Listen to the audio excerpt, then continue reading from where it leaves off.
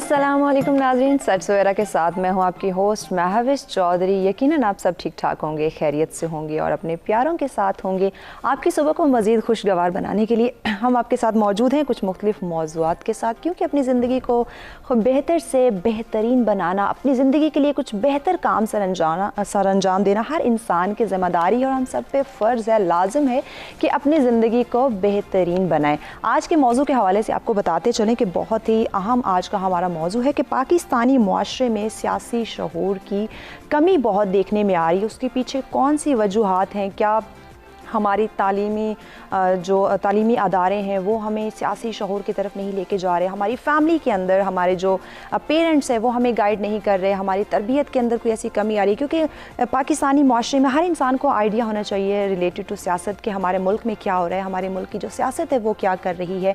और अगर दूसरा वे हम देखें तो सियासत के बारे में जानने के लिए, अवेयर होने के लिए, इसकी कमी को दूर करने के लिए एज, अगर उम्र को हम मद्देनज़र रखें तो क्या उम्र होनी चाहिए कि हमारे जो नौजवान हैं, हमारे बच्चे हैं, वो सियासत को जानने लग जाएं, समझने लग जाएं? और ऐसे कौन से क्राइटेरिया हैं, कौन से अवामल हैं जिनको मद्देनज़र रखकर हम पाकिस्तानी मुआशरे में जो सियासी शऊर की कमी देखने में आ रही है उसको दूर कर सकें और बेहतर से बेहतरीन की तरफ बढ़ सकें?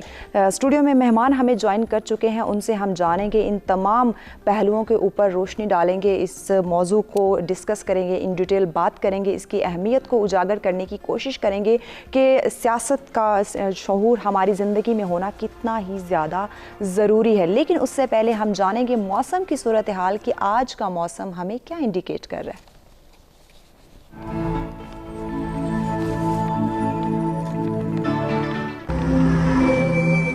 जी, सबसे पहले बात करते हैं इस्लामाबाद की, जहां ज़्यादा से ज़्यादा 30 डिग्री सेंटीग्रेड और कम से कम 18 डिग्री सेंटीग्रेड।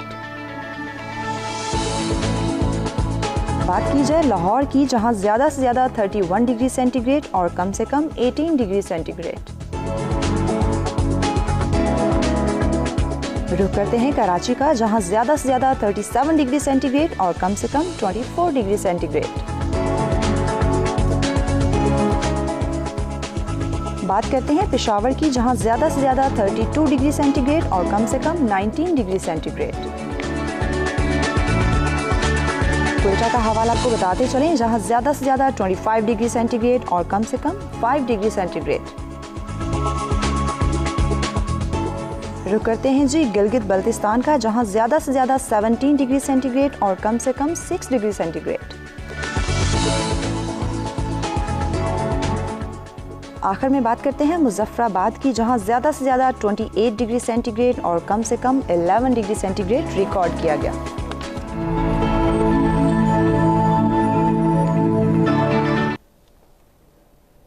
जी वेलकम बैक नाज़रीन, ये जानी आपने मौसम की सूरत हाल। और अब बढ़ते हैं अपने मौजू की जानिब और अपने मेहमानों का तारुफ करवाते हैं, ताकि आज के मौजू पे जल्द अज जल्द बात जो है वो शुरू कर दी जाए, क्योंकि ये हमारी सोसाइटी की बहुत ही अहम ज़रूरत है कि हम सियासत के बारे में जानें और सियासी शऊर होना हर इंसान के लिए, इंसान के अंदर कितना ही ज़्यादा ज़रूरी है। सबसे पहले जिन्होंने हमें ज्वाइन किया जी, आप तजिया निगार हैं जामील फ़रूकी साहब। अस्सलाम वालेकुम जी, सर सवेरा में खुश आमदीद। थैंक यू जी। उनके साथ तशरीफ़ फरमा हैं आप मोटिवेशनल स्पीकर हैं सादिया बेग। अस्सलाम वालेकुम। वालेकुम सर सवेरा में खुश आमदीद। Thank you very much ji.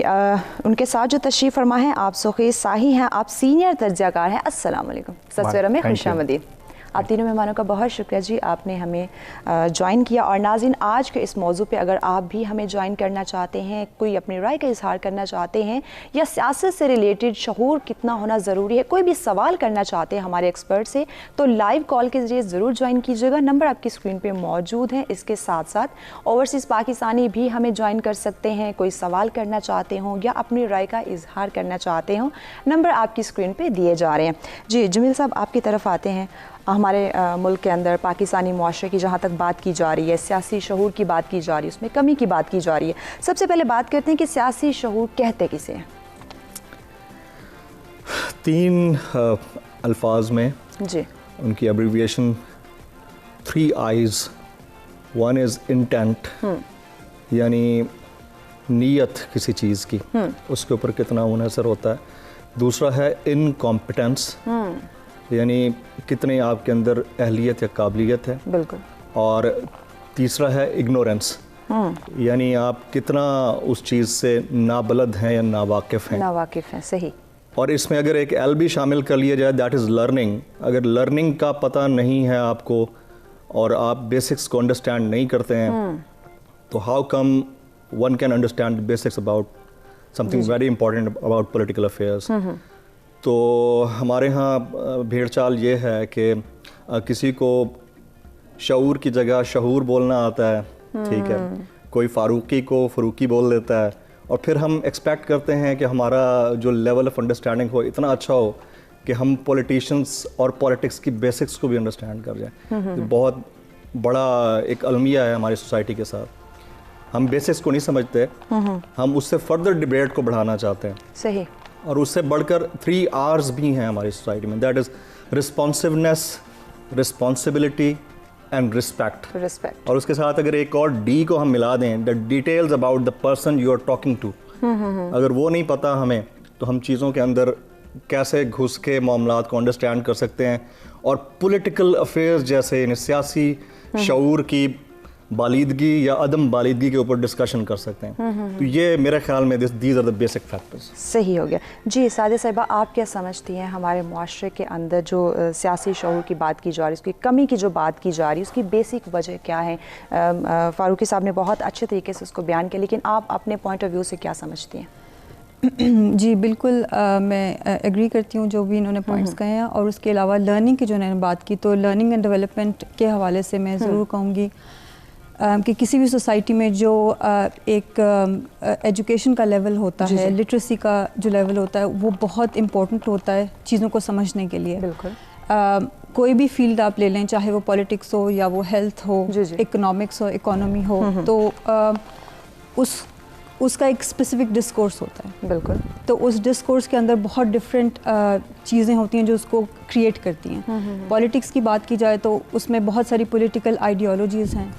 Political ideologies को समझने के लिए एक स्पेसिफिक वोकेबलरी का होना बहुत ज़रूरी है। वो स्पेसिफिक वोकेबलरी जो है वो ज़ाहिर है हमारी एजुकेशन के साथ जुड़ी हुई है। बिल्कुल। तो जब तक हमें समझ नहीं आएगी कि बात क्या हो रही है, सोशलिज़म किसे कहते हैं, एनार्किज़म क्या है, डेमोक्रेसी क्या है, उसकी डिफरेंट टाइप्स क्या हैं फॉर एग्जांपल, तो फिर ज़ाहिरी सी बात है कि वो चीज़ें लिमिट हो जाती हैं। तो लिटरेसी रेट जितना ज़्यादा होगा किसी भी सोसाइटी में, वहाँ पर उतनी ही ज़्यादा अवेयरनेस किसी भी चीज़ की, चाहे वो पॉलिटिक्स की हो या किसी और चीज़ की, वो उतनी ही ज़्यादा होगी। तो एक तो ये बहुत इम्पोर्टेंट चीज़ है डेफिनेटली। बिल्कुल, नॉलेज होना बहुत ही ज़्यादा ज़रूरी है। और जहाँ तक अवेयरनेस की बात की जा रही है तो डेफिनेटली हर इंसान को अवेयर होना चाहिए। सुखी साहब, आपकी तरफ बढ़ते हैं। आप क्या समझते हैं कौन से वजूहात हैं जो सोसाइटी के अंदर, पाकिस्तानी मुआशरे के अंदर हमें ये सियासी शऊर की कमी नज़र आ रही है, उसके पीछे कौन से अवामिल हैं? देखें, ये आज का टॉपिक आपका बहुत अच्छा है और ये इस पे बात बहुत कम होती है पाकिस्तान में, कि क्योंकि इधर मसला ये है कि जो आपने सियासी शऊर देना है वो पॉलिटिकल पार्टीज से शुरू होना है। तो पॉलिटिकल पार्टीज़ का मसला ये है कि वो जब अपने मैनिफेस्टोज लॉन्च करते हैं, जब इलेक्शन से पहले नारे लगाते हैं, उस वक्त उनका कुछ और होते हैं। जब वो गवर्नमेंट में आ जाते हैं तो वो उस तरफ बात ही नहीं करते और एक ऐसी दौड़ शुरू हो जाती है कि लोग इस तरह के मसाइल में उलझ जाते हैं कि कुछ लोग आ जाते हैं उनको डिफेंड करने उस पार्टी के, और कुछ लोग आ जाते हैं उसके अगेंस्ट, क्योंकि हमारा पॉलिटिकल बेसिस पे हमारी सोसाइटी चल रही है, पॉलिटिकल क्लासेस हैं इधर। तो मसला ये है कि अगर आप लोगों ने सियासी शऊर देना है तो ये पॉलिटिकल पार्टीज़ की सबसे बड़ी जो है ये जिम्मेदारी है कि आप लोगों को, अपने वर्कर्स को एक चीज़ों पे जो है उनको एजुकेट करें, उनको बताएं कि किस तरह दुनिया किस तरफ चल रही है और हमें किस तरह लेके चलना चीज़ों को। तो हम सिर्फ अपने लोगों को, वर्कर्स को एक इस्तेमाल करने के लिए रखा हुआ है कि अपनी जो हमारे वो नेगेटिव पॉइंट्स हैं उस पर भी आपने डिफेंड करना है।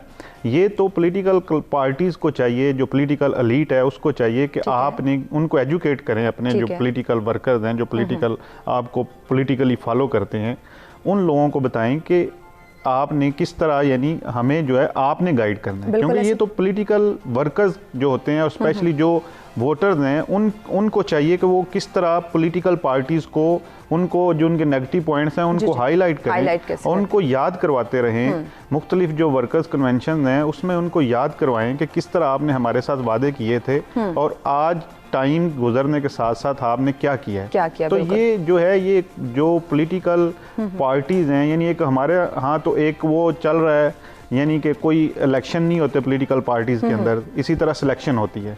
तो फिर जब सिलेक्शन होगी तो फिर सियासी शऊर तो नहीं आएगा लोगों में। बिल्कुल एग्जैक्टली, जब ऑलरेडी सिलेक्शन हो चुकी होती है तो डेफिनेटली वहाँ शऊर की कमी आ जाती है। मजीद भी इन डिटेल बात करेंगे, लेकिन वक्त हो जाता है एक ब्रेक का, हमारे साथ रहिएगा।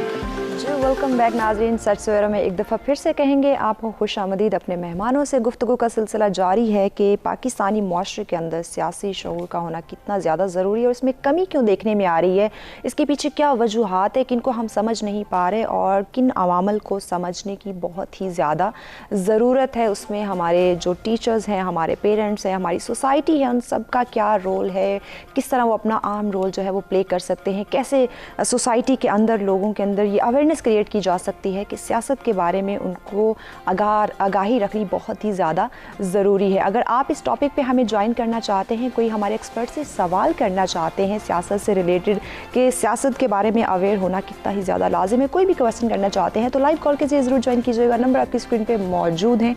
इसके साथ साथ ओवरसीज़ पाकिस्तानी भी हमें ज्वाइन कर सकते हैं, नंबर आपकी स्क्रीन पर दिए जा रहे हैं।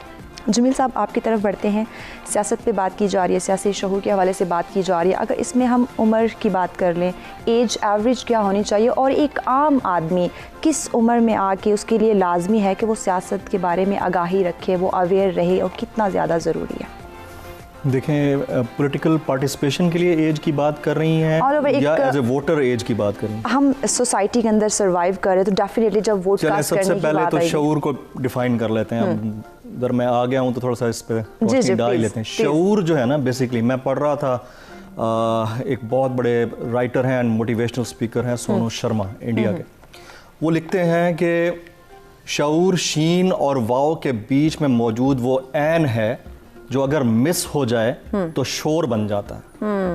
हमारी कौम उस ऐन को समझ ही नहीं पा रही, जिसकी जहां पर जिम्मेदारी है वो जिम्मेदारी निभाने के लिए तैयार नहीं है। बिल्कुल। जिस काम के लिए हम अपीयर होते हैं उस काम के लिए कॉम्पिटेंस होना बाद की बात है, पहले विलिंगनेस होना ज़्यादा ज़रूरी है कि हम रजामंद भी हैं वो काम करने को या नहीं है। हम जिस ट्रेड में काम कर रहे होते हैं हमें ये नहीं पता होता है कि उसकी बुनियाद क्या है और उसको हमने जस्टिफाई कैसे करना है। जब हमें बेसिक्स का नहीं पता होगा फिर हम जस्टिफाई कैसे करेंगे। फिर हम रोते हैं कि पॉलिटिकल जो हमारी बालिदगी है या सियासी शऊर है वो कैसे हमारे अंदर आएगा। जिस तरह आपने सवाल किया कि जी क्या एज होनी चाहिए, वेस्ट में अगर आप चले जाएं तो किड्स के लिए यूनिवर्सिटीज़ बनती हैं और एडल्ट्स के लिए स्कूल बनते हैं।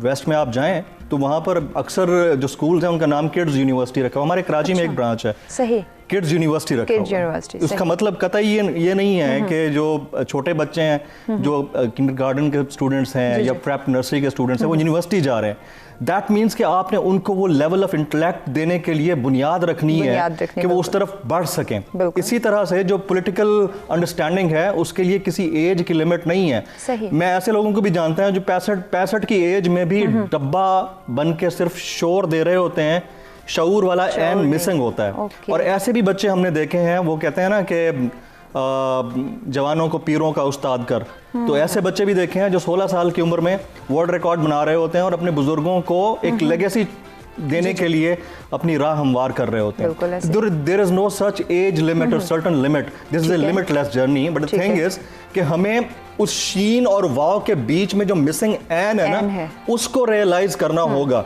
और जो जिस कैपेसिटी में काम कर रहा है पहले वो उस कैपेसिटी को तो जस्टिफाई करे, उसके बाद उसको पॉलिटिकल अंडरस्टैंडिंग होगी। मैंने पहले जैसे 3 आईज बताए थे, उसमें एक आई है इंटेंट का। इंटेंट कहते हैं नीयत को। नीयत उस वक्त आपकी काम करेगी जिस वक्त आप काम करने के लिए इब्तदाई तौर पर विलिंग होंगे। बिल्कुल। जब हमारी सोसाइटी के अंदर हर बंदा अपने काम के लिए विलिंग ही नहीं है, तो हम ये पॉलिटिकल पार्टीज के ऊपर डाल दें कि वो मैनिफेस्टो या मंशूर की वजह से लोगों को ड्रैग कर रहे हैं। लोगों के अंदर ये शऊर ही बेदार नहीं हुआ कि उन्होंने किस पॉलिटिकल पार्टी को चूज करना है। लोगों को ये अंडरस्टैंडिंग ही नहीं है कि सिलेक्ट और इलेक्ट में फर्क क्या होता है, बिकॉज कि उनकी इंटेंट ही नहीं थी अंडरस्टैंड करने की। जिन्होंने उनको भेड़ चाल में लगाना था लगा दिया ताकि वो डब्बे की तरह बजते रहे और उनके अंदर वो एन मिसिंग रहे। और हमारी अपनी जो विलिंगनेस थी वो है नहीं, तो हमारी एन वैसे ही मिसिंग है। तो जिन्होंने नहीं देना था उन्होंने नहीं दिया, जिन्होंने नहीं लेना था उन्होंने नहीं लिया। तो मुर्द इल्जाम हम एक दूसरे को ठहरा नहीं सकते, क्योंकि हम सब रिस्पॉन्सिबल हैं। एग्जैक्टली। सादिया साहिबा, इन्हीं की बात को आपकी तरफ लाते हैं कि देखिए इसमें हम सबकी बहुत अहम जिम्मेदारी है। हम अपनी जिम्मेदारी को समझें कि कब हम कहाँ क्या करने जा रहे हैं। जैसे इन्होंने कहा कि बहुत सारे लोग ऐसे जो 65 की एज में भी जाके उनको आइडिया नहीं होता सियासत के बारे में, तो क्या हम समझना नहीं चाहते या हम समझने की तरफ जा नहीं रहे होते, या फिर अनफॉर्चुनेटली देखा जाए अगर हम माजी में जाएं या हाल में हम देखें तो सियासत का कुछ हाल ऐसा हुआ है कि हम उसको इंटरनली तौर पे या डीपली जाके उसको हम रियलाइज़ ही नहीं करना चाह रहे। देखिए इसमें दो इम्पॉर्टेंट फैक्टर्स हैं। एक तो फिर से वंस अगेन मैं एजुकेशन की तरफ आऊँगी जी जी। कि जब एजुकेशन सिस्टम के अंदर हमें ये सिखाया जाता है या नहीं सिखाया जाता है कि हमने क्रिटिकल थिंकिंग क्या होती है, या हमने क्रिटिकली किस तरह से चीज़ों को देखना है, उनको एनालाइज किस तरह करना है, उनमें से हर एस्पेक्ट से चीज़ों को कैसे देखना है। सिर्फ वही नहीं देखना जो हमें दिखाया जा रहा है, लेकिन उसके पीछे और भी उसका दूसरा रुख क्या है, उसको हमने किस तरह से देखने की कोशिश करनी है, उसको जहन में रखना है। ये सब चीज़ें एजुकेशन सिस्टम के थ्रू आती हैं। सही। तो अब कुछ लोग अगर नेचुरली क्रिटिकल थिंकर होते हैं जी जी। तो उनके लिए एज मैटर नहीं करती। वो 13 इयर्स में भी एक अच्छा फिलोसॉफिकल माइंडसेट रखते होंगे, उनको पता होगा कि हमने चीज़ों को किस तरह डिफरेंट तरीके से देखना है। और इसी तरह से अगर कोई 60s 70s में भी है लेकिन उन्होंने क्रिटिकली चीज़ों को एनालाइज करना नहीं सीखा, या पॉलिटिकल हवाले से भी सिर्फ वही चीज़ें उनको सच मान लिया जो उन्हें दिखाई गई, उसके साथ उन्होंने एक क्रिटिकल रिलेशनशिप नहीं बनाया, तो फिर वो अवेयरनेस जो है ज़ाहिर है कहीं ना कहीं लैक करती है। एक तो ये चीज़ है। दूसरी चीज़ ये है कि अगर एक हम 40s में 1940s में एक हायरार्की ऑफ नीड्स का आइडिया प्रेजेंट किया गया था, और उस आइडिया के मुताबिक जो 5 डिफरेंट लेवल हैं नीड्स के, ह्यूमन नीड्स के, वो डिफ़ाइन करते हैं कि हमारा कुछ करने या ना करने की मोटिवेशन क्या है। तो उसमें जो सबसे फर्स्ट स्टेप जिसे हम कह सकते हैं, सीढ़ी का जो पहला कदम है, वो होती हैं हमारी फिजियोलॉजिकल या बायोलॉजिकल नीड्स। ठीक है।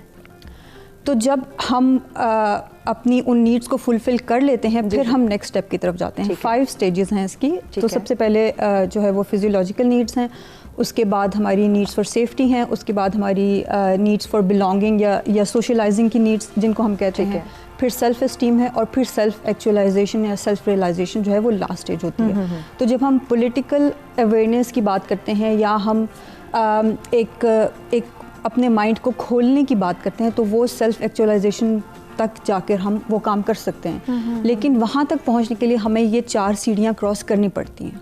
जब तक हमारी फिजियोलॉजिकल बायोलॉजिकल नीड्स पूरी नहीं होंगी, तब तक हम सेफ्टी के बारे में नहीं सोच सकते। जब हमारी सेफ्टी की नीड्स पूरी होती हैं, फिर हम सोशलाइजिंग के बारे में सोचते हैं कि क्योंकि हम इंसान हैं, हमें ज़रूरत होती है सोशलाइज करने की। इसी तरह से हम 1 बाय 1 एक स्टेप करके ऊपर जाते हैं। तो हमारी सोसाइटी में अनफॉर्चुनेटली, क्योंकि वंस अगेन बहुत सारे लोग इसी फ़िक्र में रहते हैं कि हमने कल बच्चों को क्या खिलाना है, या हमने इनकी सेफ्टी को कैसे मेक श्योर करना है, तो फिर वहाँ तक पहुँचने में थोड़ा सा रास्ता लंबा हो जाता है। तो ये चीज़ भी इम्पॉर्टेंट है इस हवाले से कि जब लोग अपनी बेसिक नीड्स को कवर कर लेते हैं, तब उनके अंदर ये एनर्जी या ये इतनी कैपेसिटी आती है कि वो फिर दूसरी चीज़ों के बारे में बिल्कुल एग्जैक्टली समझ बूझ होने के बाद, अपनी जो बेसिक चीज़ें हैं उनको जानने के बाद, उनको रियलाइज़ करने के बाद ही हम आगे बढ़ते हैं। सो खैर साहब, आपकी तरफ आएंगे। अगर हम पाकिस्तानी माशरे की बात करें तो अनफॉर्चुनेटली यहाँ रंग, नस्ल, ज़ात पात, इन चीज़ों का भी बहुत ही ज़्यादा रुझान देखने में आता है। या ये देख रहे हैं कि लोगों के अंदर एक ट्रेंड बना हुआ है कि फ़लाँ इस नस्ल से है, या इसका ये मज़हब है, या इस चीज़ों के बारे में आप डेफिनेटली आप बहुत अच्छे से एक्सप्लेन कर सकेंगे। तो क्या ये भी वजह है कि हम सियासी शऊर की तरफ नहीं जा पा रहे होते कि इसकी ज़ात पात ये है, इसका रंग नस्ल ये है, और इसी चीज़ में हम डगमगा रहे हैं, इसी चीज़ में हम कभी दो कश्तियों के सवार जो है वो अक्सर हम बन जाते हैं। देखें, ये जो बात कर रहे हैं मेरे कोलीग्स, वो सही कर रहे हैं कि एजुकेशन के बगैर तो कुछ भी नहीं हो सकता। तालीम इस बारे में बहुत ज़रूरी है, सियासत के बारे में एजुकेशन के बगैर आप आगे नहीं चल सकते। हमारे पास सिस्टम नहीं है। हमारे पास यानी पूरी दुनिया में सबसे ज़्यादा जो फोकस किया जाता है वो बच्चों की एजुकेशन पे किया जाता है। हमारे पास सिस्टम नहीं है। हमारे डिवीजन्स हैं, यानी जिधर आप अगर अपर पंजाब की बात करें तो उधर और तरह की वो एक खुशहाली है, और तरह का सिस्टम है। आप साउथ पंजाब में चले जाएं तो स्कूल नहीं है, बिल्डिंग नहीं है। मसला ये है कि इन सारी चीज़ों का अगर हम अगर पॉलिटिकल उसकी बात करते हैं, शऊर की, सियासी शऊर की, तो उसको अगर आपने उजागर किस तरह करना है? उजागर तो उन्हीं लोगों ने करना है जिनको आप फॉलो कर रहे होते हैं। बिल्कुल ऐसे। मसला ये है कि हमें इस तरह इन्होंने जकड़ा हुआ है। अब अगर आपके जो मसाइल हैं, आप जिस तरह के मसाइल फेस करते हैं, यानी गरीब आदमी के पास अभी जिस तरह महंगाई है, उसके पास सोचने का टाइम ही नहीं है। उसके अपने मसाइल हैं, उसको 100 बीमारी है, उसके घर में 10 बंदे खाने वाले हैं, एक बंदा कमाने वाला है। आप देखें महंगाई किस तरह, यानी उसको एंगेज किया हुआ है, उसके पास टाइम नहीं है। इन सारे कामों के लिए आपने लोगों को शऊर देना है।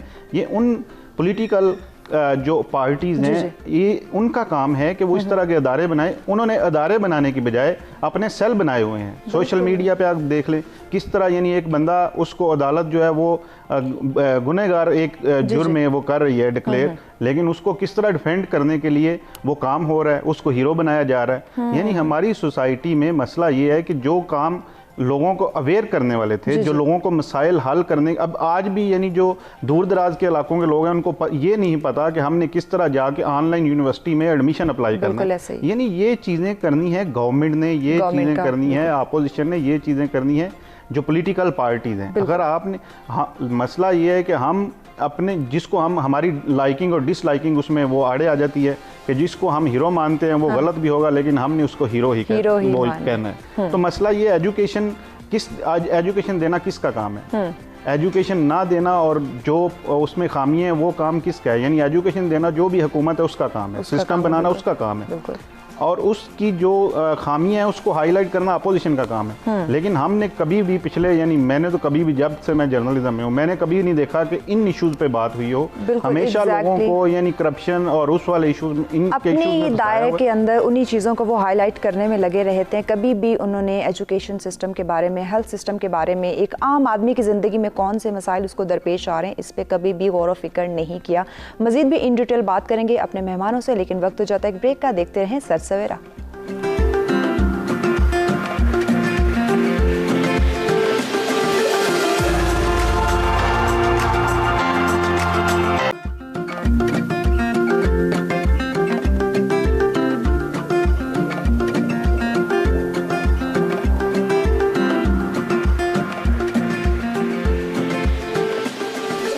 बैक नाज़रीन, सच सवेरा में एक दफ़ा फिर से कहेंगे आपको खुशामदीद। अपने मुअज़्ज़िज़ मेहमानों से गुफ्तगू का सिलसिला जारी है कि पाकिस्तानी मुआशरे के अंदर सियासी शऊर की कमी क्यों देखने में आ रही है, कौन सी वजूहात हैं और कैसे हम इस कमी को दूर कर सकते हैं। इस मौजू पे आप भी हमें ज्वाइन कर सकते हैं इन डिटेल बात करने के लिए या कुछ सवाल करने के लिए हमारे एक्सपर्ट से कि इस कमी को हम कैसे दूर कर सकते हैं। लाइव कॉल के ज़रिए ज़रूर ज्वाइन कीजिएगा, नंबर आपकी स्क्रीन पर मौजूद है।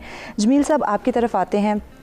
जैसे ब्रेक से पहले हम बात कर रहे थे एजुकेशन सिस्टम की, तो क्या सियासी शऊर होने के लिए पढ़ा लिखा ही होना हमारे लिए बहुत ज़्यादा ज़रूरी है, या एक अनपढ़ इंसान जो है, एक आम आदमी है, वो भी इस चीज़ को समझ सकता है, उसके अंदर भी ये शऊर आ सकता है? देखिए, अभी हम ऑफ द रिकॉर्ड ब्रेक के बीच में भी बात कर रहे थे, एजुकेशन में और इग्नोरेंस में, इन दोनों में फ़र्क है। ये ज़रूरी नहीं है कि हर एजुकेटेड बंदा वेल अवेयर हो, और ये भी ज़रूरी नहीं है कि हर अनएजुकेटेड बंदा किसी चीज़ से बाखबर ही ना हो। मैं आपको अक्सरियत पढ़े लिखे लोगों की बता देता हूँ। अभी हमारे दोस्त बैठे थे, उन्होंने भी ऑफ द रिकॉर्ड बताया एयरपोर्ट की बात। एयरपोर्ट को छोड़ दें, आप बस स्टॉप पे चले जाएं, बस स्टॉप पे बिल्कुल आप ग्रास रूट लेवल से लोगों को चेक करना शुरू कर लें। जितना बड़ा इंटेलेक्चुअल क्राइम है वो आपको पढ़ा लिखा बंदा करता हुआ नजर आएगा, गरीब आदमी नहीं। और कम पढ़ा लिखा या बिल्कुल पढ़ा लिखा हुआ नहीं हो जो उसको तो डर है किसका, लॉ का, बिल्कुल उसको खौफ होता है, खौफ होगा एग्जैक्टली। लेकिन जो ज़्यादा पढ़ा लिखा अपने आप को, जिसके पास डिग्रीज ज़्यादा होंगी, जिस पर अच्छी गाड़ी होगी, एक अच्छा शॉफर रखा हुआ होगा, वो सबसे ज़्यादा इंटेलेक्चुअल क्राइम करेगा। ये एक बड़ा प्रॉब्लम है। मसला कहाँ आता है? मसला एजुकेशन सिस्टम का तो है, वो तो बुनियाद है, वो तो बिल्कुल सही बात है, इसमें सेकंड ओपिनियन ही नहीं है।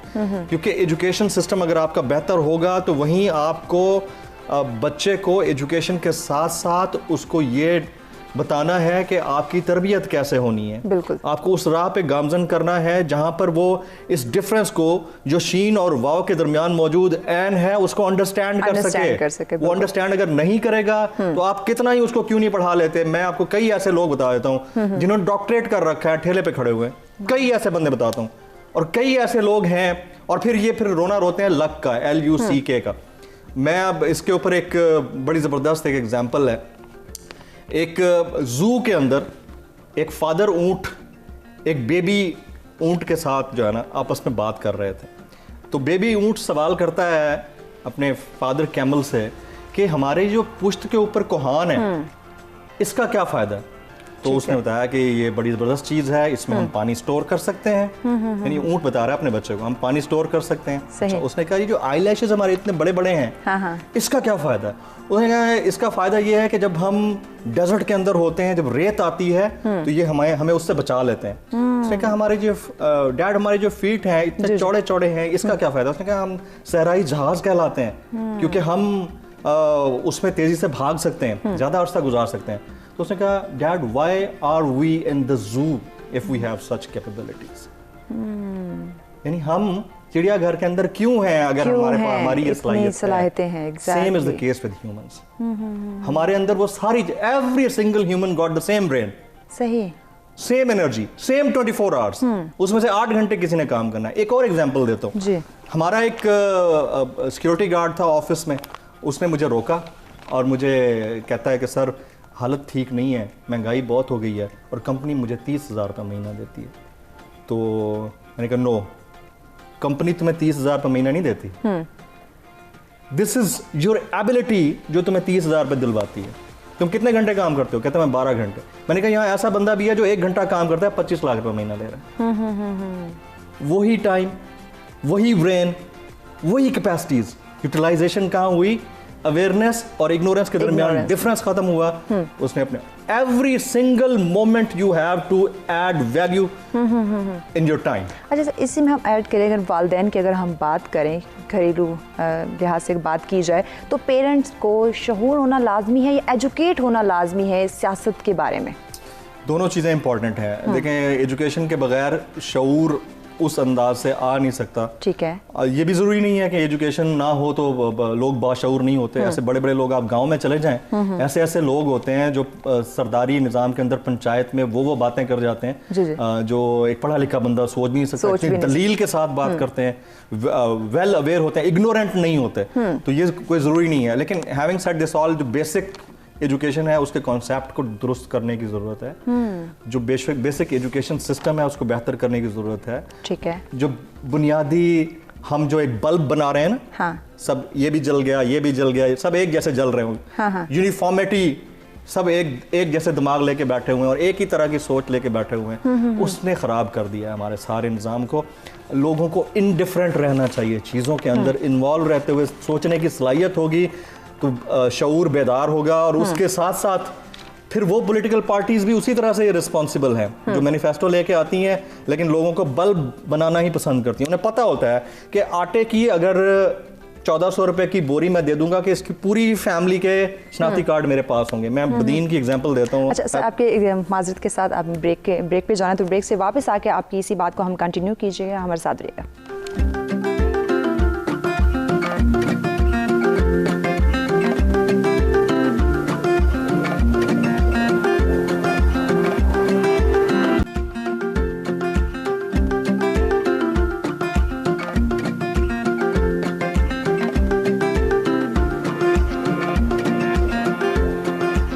वेलकम बैक नाज़रीन। सरसरा में एक दफ़ा फिर से आपको कहेंगे खुश आमदीद। अपने मोअज़्ज़िज़ मेहमानों से गुफ्तगू का सिलसिला जारी है कि पाकिस्तानी मुआशरे में सियासत की जो सियासी शऊरी की कमी देखने में आ रही है, उसके पीछे क्या वजह है, क्यों सियासत का शऊर नहीं है हमारे अंदर, क्यों हम अवेयरनेस नहीं है, और ये कमी की क्या वजूहात है, कैसे दूर किया जा सकता है। और एक आम आदमी के लिए, एक आम इंसान के लिए जो सोसाइटी में सर्वाइव कर रहा है, उसके लिए कितना ज़रूरी है कि सियासत के बारे में उसको समझ बूझ हो। इन तमाम पहलुओं पर आज इन डिटेल बात की जा रही है, इन तमाम पहलुओं पर रोशनी डाली जा रही है। मुअज़्ज़िज़ मेहमान हमारे साथ मौजूद हैं। अगर आप भी उनसे कोई सवाल करना चाहते हैं या फिर अपनी राय का इजहार करना चाहते हैं तो लाइव कॉल कीजिए, ज़रूर ज्वाइन कीजिएगा। नंबर आपकी स्क्रीन पे मौजूद है। जी जमील साहब, ब्रेक पे जाने से पहले आपको एग्जांपल देना चाह रहे थे, प्लीज़ आप अपनी बात कंटिन्यू। आप एग्जांपल देने चाह रहे थे। बात क्या हो रही थी? बदीन की कोई एग्जांपल देना चाह रहे थे, तो प्लीज़ आप अपनी बात कंटिन्यू कीजिए। बदीन के इलेक्शंस में कवर कर रहा था। मैं बात कर रहा था कि ये वो कौम है जो 1500-1400 रुपए की आटे की बोरी के ऊपर अपनी फैमिली के पूरे शनाख्ती कार्ड दे देती है कि ये वोट फलां सरदार या जागीरदार के हक़ में जाएगा। मैं बदीन में इलेक्शंस कवर कर रहा था, तो उसमें मैंने देखा कि वहाँ पे बड़ी मशहूर सियासी शख्सियत हैं। फहमीदा मिर्ज़ा साहिबा के हस्बैंड जुल्फ़िकार मिर्ज़ा साहब, उनके यहाँ इलेक्शंस हो रहे थे।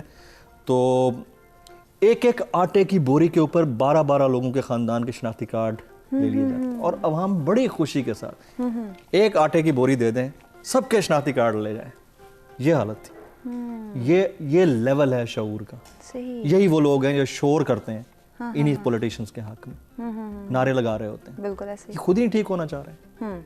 पढ़ा लिखा तबका है वो नहीं ठीक होना चाह रहा। आप पढ़े लिखे तबके को देखें, every single person is intellectually, morally and financially corrupt. चले मान लेते हैं इसमें एक्सेप्शन होगी, लेकिन उनको अपना जो हुक्मरान चाहिए वो अमीरुल मोमिनीन हज़रत उमर बिन अब्दुल अजीज़ जैसा चाहिए, ऐसे ही हज़रत अली जैसा चाहिए, हज़रत उमर फारूक जैसा चाहिए।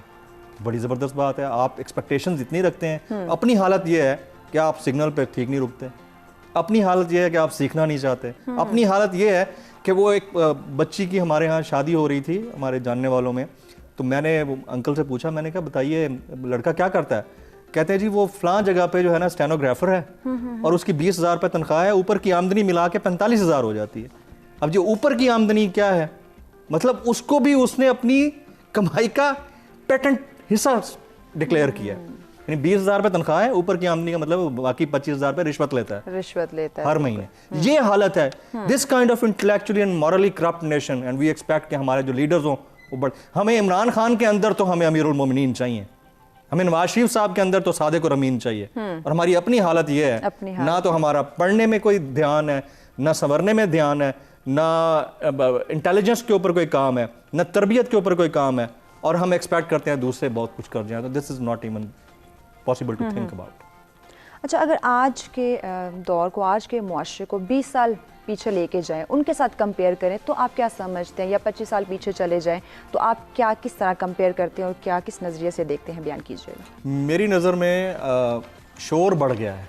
पहले शोर कम था, शऊर उस वक्त भी नहीं था। अब शोर बढ़ गया है, शऊर पहले से भी पीछे चला गया। अच्छा, सोशल मीडिया पे देखें, आपको हर तरफ शोर नज़र आ रहा होगा। जो बंदा शोर कर रहा है उसकी अपनी बारी आएगी ना, वो सबसे ज़्यादा वो रो रहा होगा, क्योंकि वो सबसे ज़्यादा करप्ट वही होगा। चेक कर लें आप ये, आप इसको अब इन जनरल आप किसी एक ट्विटर अकाउंट पे जा करना, उसको चेक कर लें कौन है, क्या है उसका बैकग्राउंड, क्या है। मसला ये है कि आज से 20 साल पहले शोर कम था, ना तो सोशल मीडिया था, ना इलेक्ट्रॉनिक मीडिया इतना ज़्यादा वाइब्रेंट था, और ना ही अखबारात के जरिए लोगों के अंदर इतनी पॉलिटिकल अवेयरनेस थी। अब awareness in accordance with the politics तो बढ़ गई है, शोर तो बढ़ गया है, लेकिन उसकी अंडरस्टैंडिंग क्या है, अपने अंदर तब्दीली दूसरे से एक्सपेक्ट करनी, खुद के अंदर तब्दीली नहीं है, ये एक बड़ा इशू है। तो मेरी नज़र में एन उससे भी पीछे चला गया। चीन और वाओ के दरमियान वाला एन 20 साल से भी पीछे चला गया। हम वो लोग हैं, क्योंकि उस वक्त अखलाकियात की कदरें बेहतर थी। मोबाइल फ़ोन आया, यानी लेटर्स से मोबाइल फ़ोन का फासला आपने यूं तय कर लिया, यानी खतूत भेजे जाते थे, आप मोबाइल फोन तक आ गए, मैसेज 1 सेकंड में अब आप वीडियो कॉल पे चले जाते हैं।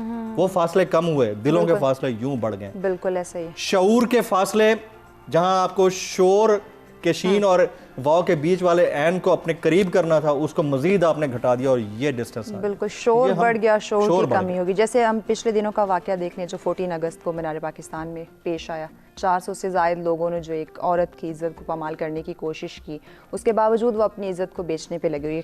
बहरहाल मेरा जो सवाल है आपसे वो ये है कि बैड गवर्नेंस जो है, जो बैड गवर्नेंस है, क्या वो भी लाशऊरी की वजह बन रहा है?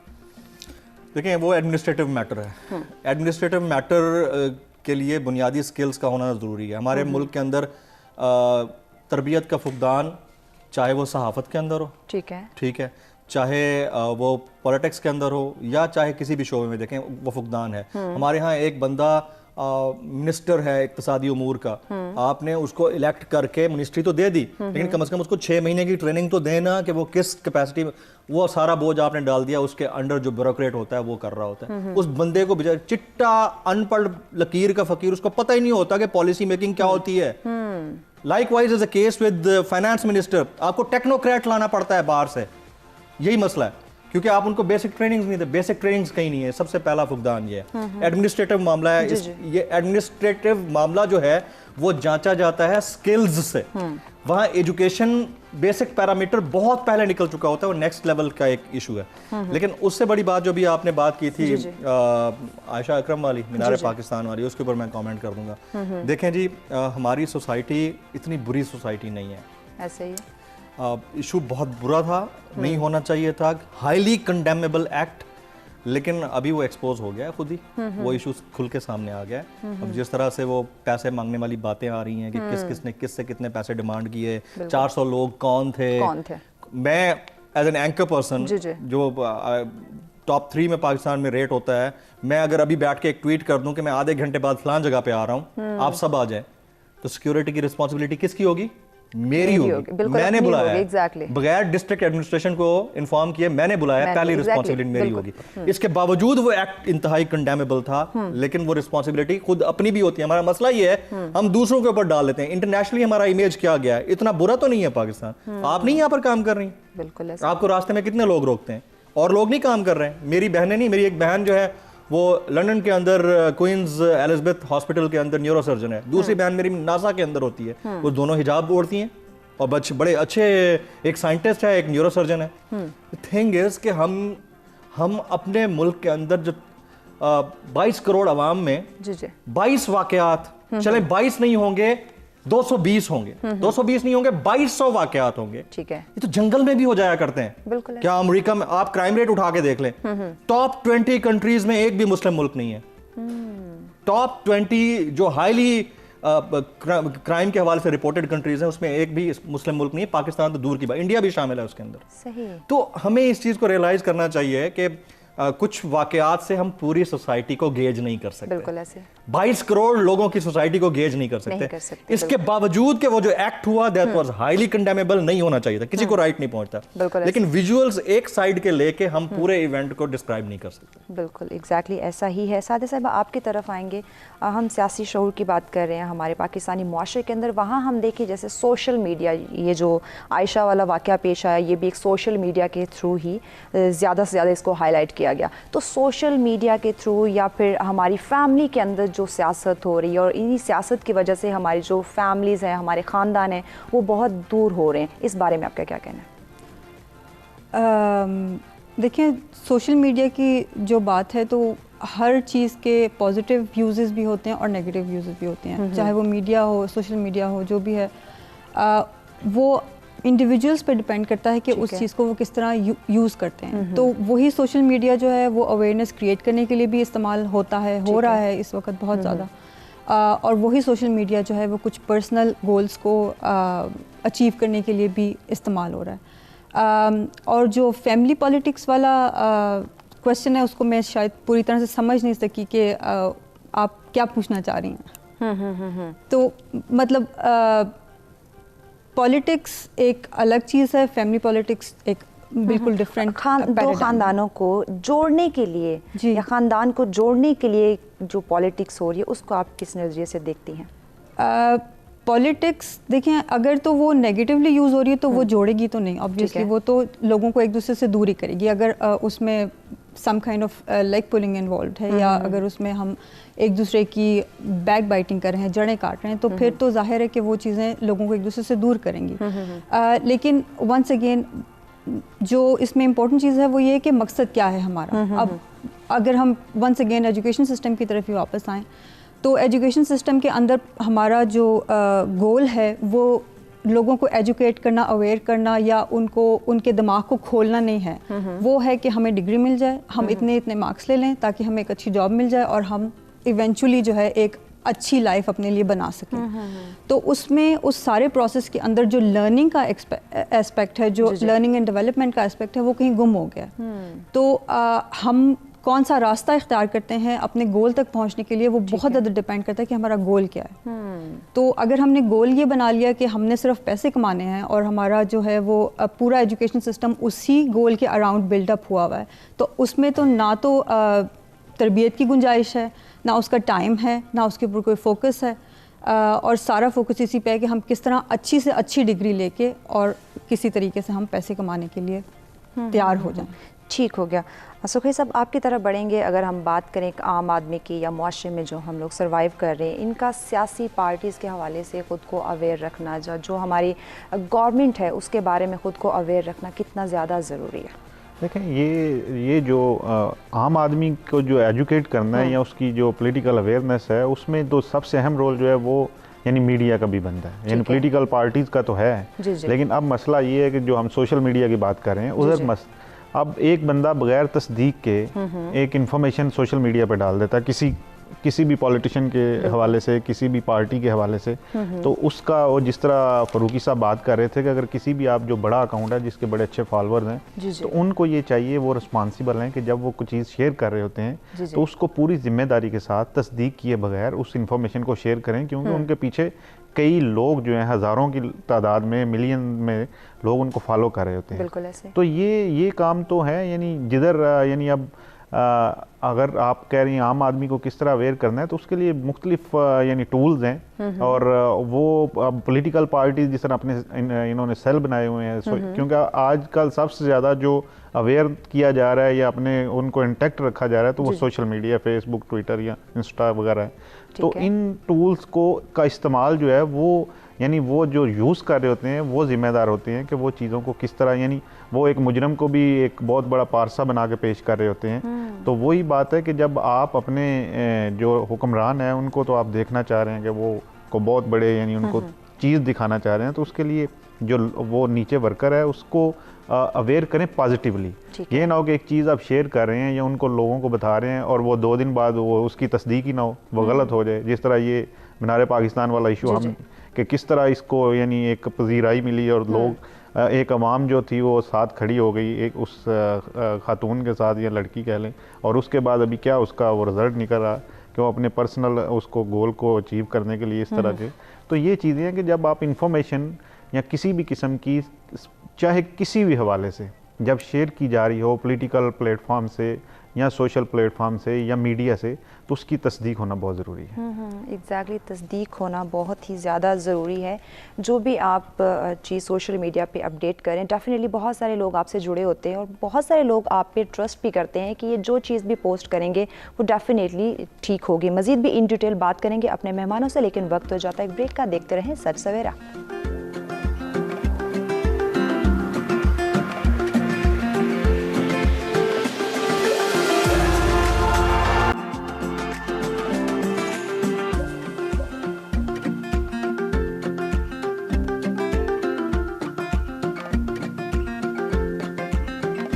जी वेलकम बैक नाज़रीन। सच सवेरा में एक दफ़ा फिर से कहेंगे आपको खुशामदीद। अपने मेहमानों से गुफ्तगू का सिलसिला जारी है कि पाकिस्तानी मुआशरे के अंदर सियासी शऊर की कमी क्यों देखने में आ रही है, इसके पीछे क्या वजूहात है और कैसे हम इनको दूर कर सकते हैं। जमील साहब, आपकी तरफ बढ़ते हैं। पॉलिटिकल अवेयरनेस ना होने की वजह से जमहूरियत और किसी भी मुल्क की मुआशी सरगर्मियों पर क्या असर पड़ सकता है, क्या नुकसान हो सकता है? देखिए जी, पॉलिटिकल अवेयरनेस नहीं होगी, बेसिक्स का पता नहीं होगा, आपके अंदर शऊर नहीं होगा, आप राइट लोगों को चूज़ नहीं करेंगे, राइट लोग इलेक्ट नहीं होंगे।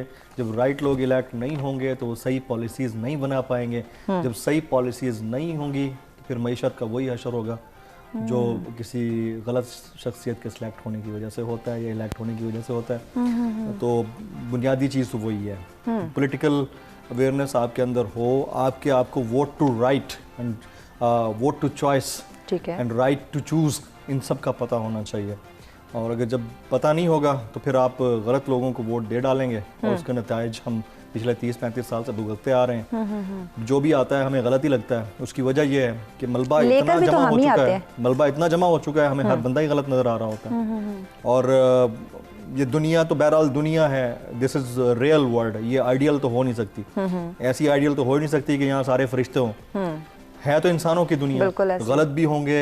यहाँ आप ये तकाबली जायजा कर सकते हैं कि ज्यादा बेहतर और कम बेहतर कौन है, ज्यादा बदतर और कम बदतर कौन है, लेकिन ये नहीं कह सकते कि वो 100% फरिश्ता निकले, ऐसा हो नहीं सकता। तो क्राइम रेट भी वैसे होंगे, मईशत के ऊपर सही काम करने वाले या गलत काम करने वाले भी वैसे होंगे।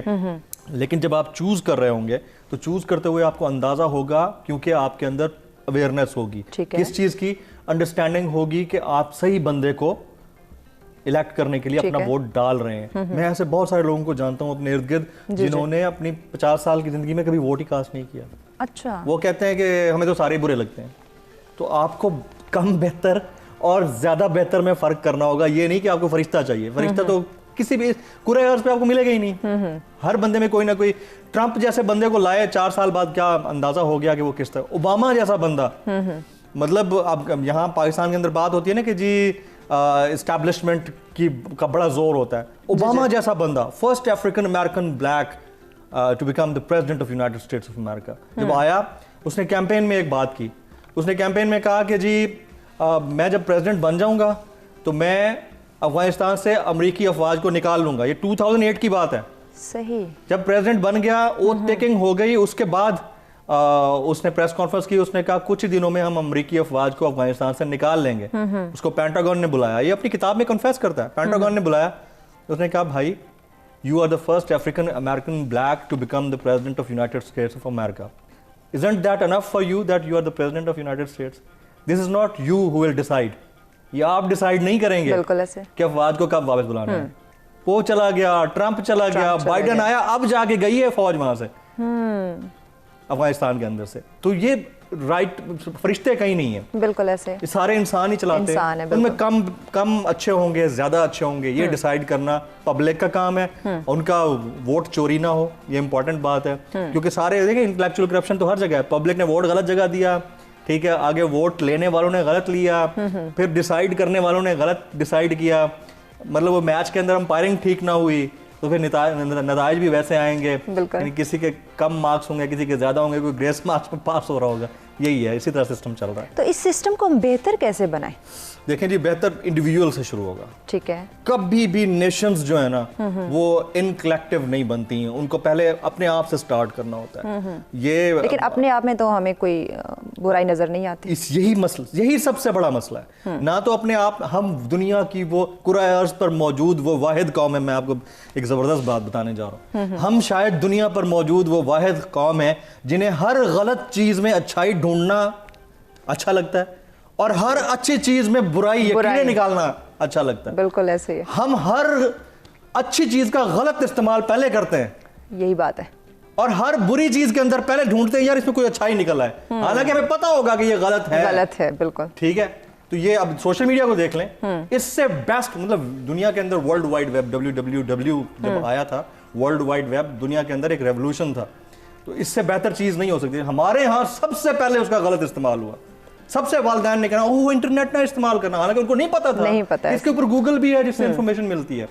गूगल ने वॉच को रिप्लेस कर दिया, गूगल ने आपकी डिक्शनरीज को रिप्लेस कर दिया, उसने आपके कैलकुलेटर्स को रिप्लेस कर दिया। एक एक इंफॉर्मेशन वहां पर अवेलेबल है, लैपटॉप सामने रखा है, आप वो भी छोड़ दें, मोबाइल के ऊपर आप एक क्लिक में पूरी दुनिया को एक्सप्लोर कर लेते हैं। लेकिन पहले 10 साल तक हमें यह लगता रहा कि इंटरनेट तो बहुत बुरी चीज है, क्योंकि हम हर अच्छी चीज का बुरा इस्तेमाल पहले करते हैं, और हर वो जो बुरी चीज हो जब हमें पता चलना शुरू होता है, हर बुरी चीज में सबसे पहले अच्छाई ढूंढते हैं। जैसे ये आयशा अकरम वाला वाकया हुआ है, जी वाकया हो गया, उसमें आपने पूरी नेशन स्टैंड हो गई उस बंदी के साथ। डेवलपिंग स्टोरी जब हुई है, जी खुलती गई है परतें, तो फिर पता चला अच्छा असल स्टोरी तो ये थी। हम वो लोग हैं, हम वो कौम है। तो अब इस कौम को कौन, अकेला खान आके सीधा करेगा, या इस कौम को नवाज शरीफ सीधा करेगा, या बिलावल भुट्टो सीधा करेगा?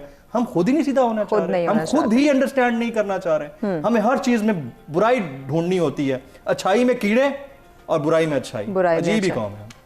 एग्जैक्टली बिल्कुल यही बात है कि हम बुराई में अच्छाई ढूंढने की कोशिश करते हैं और अच्छाई के अंदर हम बुराई तलाश कर रहे होते हैं। सादे साहब, कैसे अवेयरनेस क्रिएट की जाए? जैसे जमील साहब ने कहा कि ये हम लोगों के अंदर ये हमारी फितरत बन चुकी है कि हमने बुराई को पहले टच करना है, नेगेटिविटी की तरफ हमने पहले जाना है। अवेयरनेस हमारे अंदर नहीं है, हम खुद को संवारना नहीं चाहते, कोई शऊर हम हासिल करना ही नहीं चाहते हैं। इसके पीछे क्या वजह, क्यों हम खुद को नहीं बदल पा रहे हैं?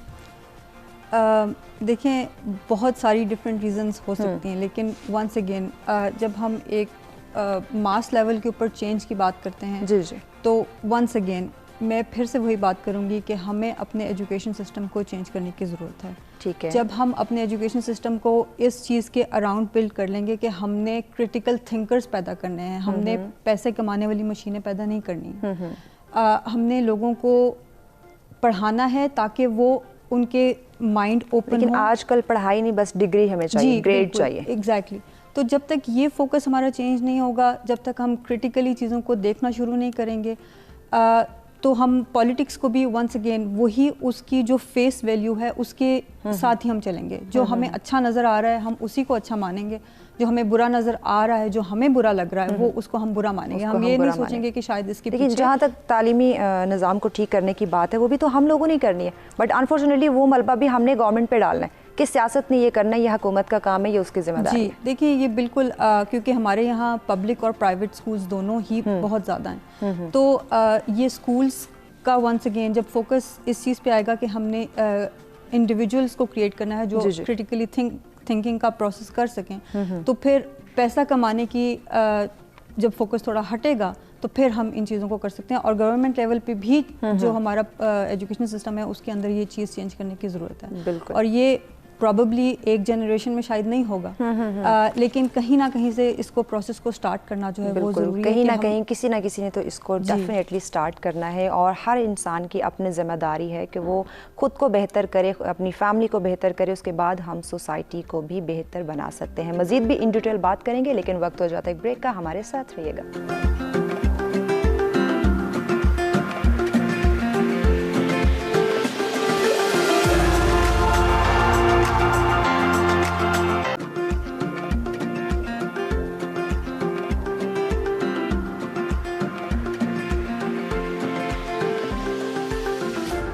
जी वेलकम बैक नाज़रीन। सच सवेरा में एक दफ़ा फिर से आपको कहेंगे खुशामदीद। अपने मुअज़्ज़िज़ मेहमानों से गुफ्तगू का सिलसिला जारी है कि पाकिस्तानी माशरे के अंदर सियासी शऊर को कैसे बेदार किया जाए, इस कमी को कैसे दूर किया जाए, किस तरह अपनी नौजवान नस्ल को अवेयर किया जाए। सो खैर साहब, आपकी तरफ बढ़ते हैं जहाँ हमने हर इंसान, आम आदमी की सोसाइटी में सर्वाइव करने सब लोगों की बात की, वहाँ ज़रा बात कर लेते हैं मीडिया के किरदार की या मीडिया के लोगों की। तो आप क्या समझते हैं कि जो मीडिया के अंदर कुछ लोग हैं, सब नहीं कुछ लोग, उनको पॉलिटिकल लिहाज से अवेयरनेस की कितनी ज़रूरत है, या बहुत कम लोग हैं जो पॉलिटिकल लिहाज से कंप्लीट अवेयर हों, तो कितनी ज़रूरत है उन लोगों को मीडिया के हवाले, ये पॉलिटिकल हवाले से ख़ुद को अवेयर करने की? देखें, पाकिस्तान जैसे मुल्कों में मीडिया और जो सियासत है वो उनका एक बड़ा अहम जोड़ होता है। बिल्कुल ऐसे। तो ये यानी चंद लोगों की नहीं, ये तो जितने भी मीडिया के लोग हैं इनको हर टाइम अपडेट होना पड़ता है।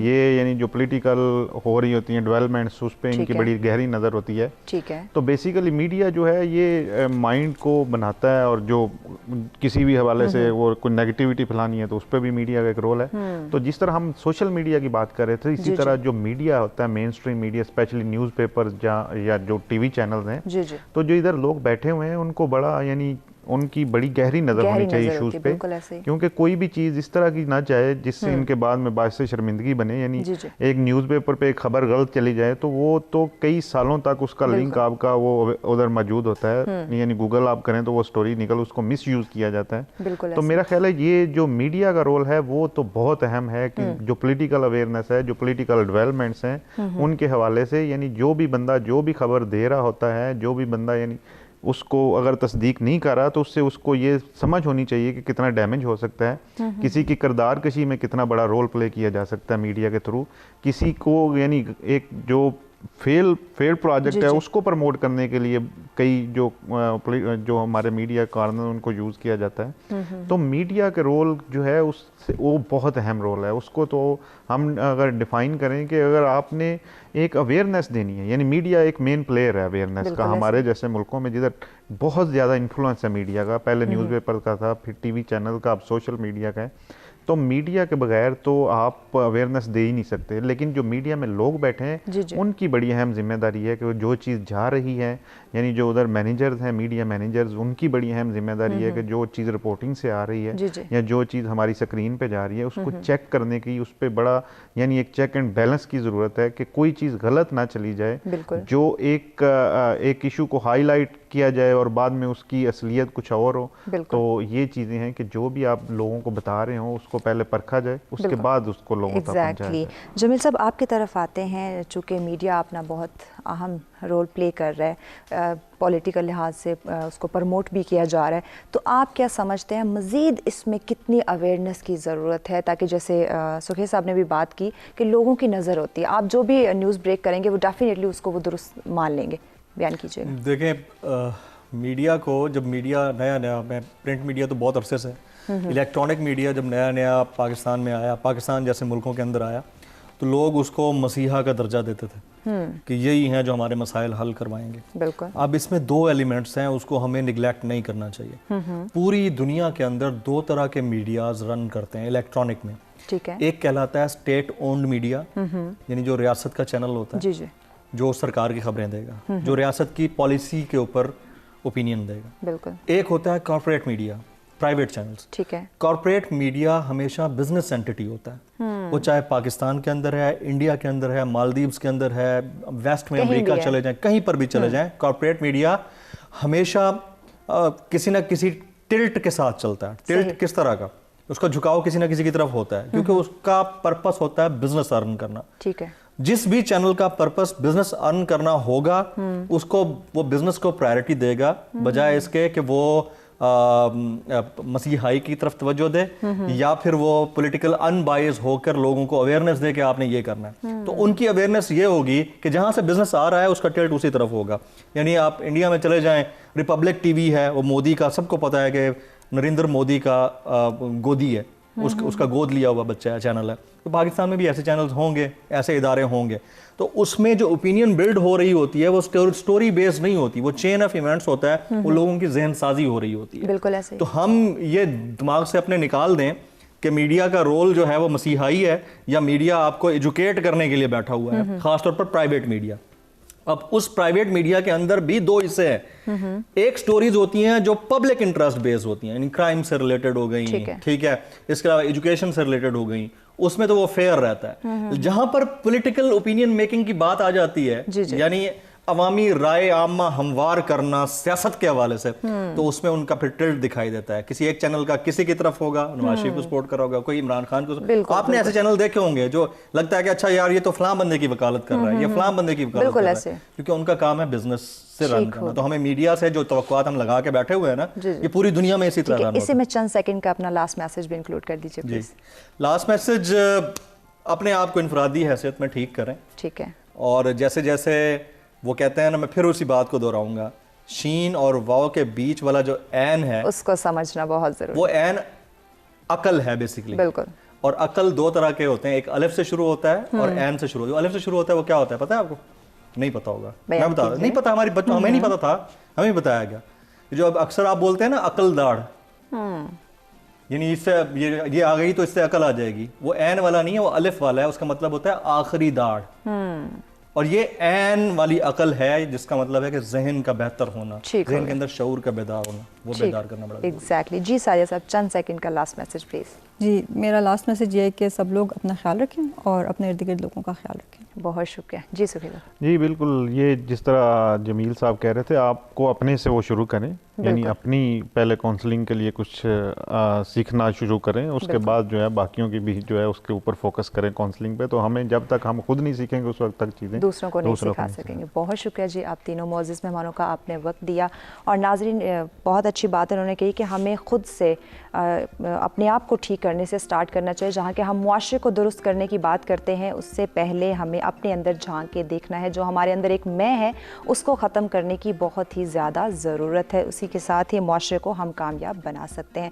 दोबारा आपकी खिदमत में हाजिर होंगे कुछ अच्छे मौज़ूआत के साथ। अभी दीजिए अपनी होस्ट मैं हाफिज़ चौधरी को इजाज़त। अल्लाह ने के बाद।